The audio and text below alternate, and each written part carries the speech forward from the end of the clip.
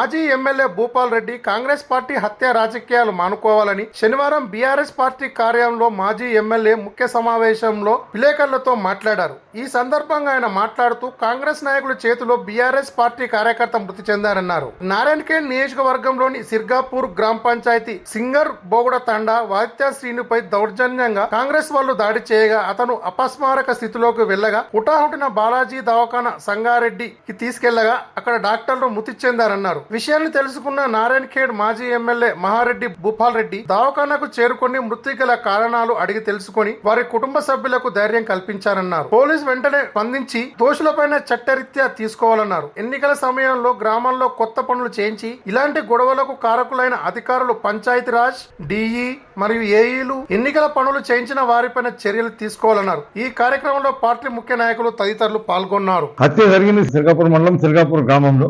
అక్కడికి సంబంధించిన ఏఈ మాధవ్ నాయుడు గారు, పంచాయతీ డిపార్ట్మెంట్ సంబంధించిన ఏఈ మాధవ్ నాయుడు గారు ఈ కోడుండంగా పనులు ప్రారంభించి ఆ పనుల వల్లనే ఈ గొడవ స్టార్ట్ అయింది. కాబట్టి వారిపైన కూడా ఈ హత్య కేసులో వాళ్ళని కూడా ఇన్వాల్వ్ చేసి వాళ్ళపైన కూడా చర్య తీసుకోవాలి. అదే మాదిరిగా సిర్గాపూర్ డిప్టీ మధుసూదన్ రెడ్డి గారు వాళ్ళిద్దరి పైన కూడా ఈ హత్య కేసులో ఇన్వాల్వ్ చేసి వాళ్ళపైన కూడా చర్యలు తీసుకోవాలి. ఇదే కాకుండా నేను కలెక్టర్కు విజ్ఞప్తి చేస్తున్నా, వాళ్ళు ఇక్కడ ఒక ఎంక్వైరీ కండక్ట్ చేసి ఎన్నికల కోడ్ అమల్లోకి వచ్చిన తర్వాత ఎన్ని గ్రామాల్లో పనులు చేసినారో ఆ గ్రామాలకు సంబంధించిన అధికారులందరిపైన కూడా చర్య తీసుకొని ఈ ఎన్నికల కోడ్లో అమల్లో ఉన్నప్పుడు చేసిన పనులన్నింటినీ కూడా అది కూడా నాణ్యత లేకుండా పనులు చేశారు. 6 ఇంచులు సీసీ రోడ్ వేయాల్సిన జాగ్రత్త కేవలం 2 ఇంచులు సీసీ రోడ్ వేయడము, మట్టితోని కలిపి సీసీ రోడ్లు వేయడము, ఓన్లీ డస్ట్ వాళ్ళు సీసీ రోడ్లు వేయడం, సిమెంట్ కూడా సరిగా అవసరమైనంత సిమెంట్ వేయకపోవడం, ఇట్లాంటి నాణ్యత లేని పనులు చేసి ఇటు గవర్నమెంట్ కు నుకసాన్ చేసుకుంటూ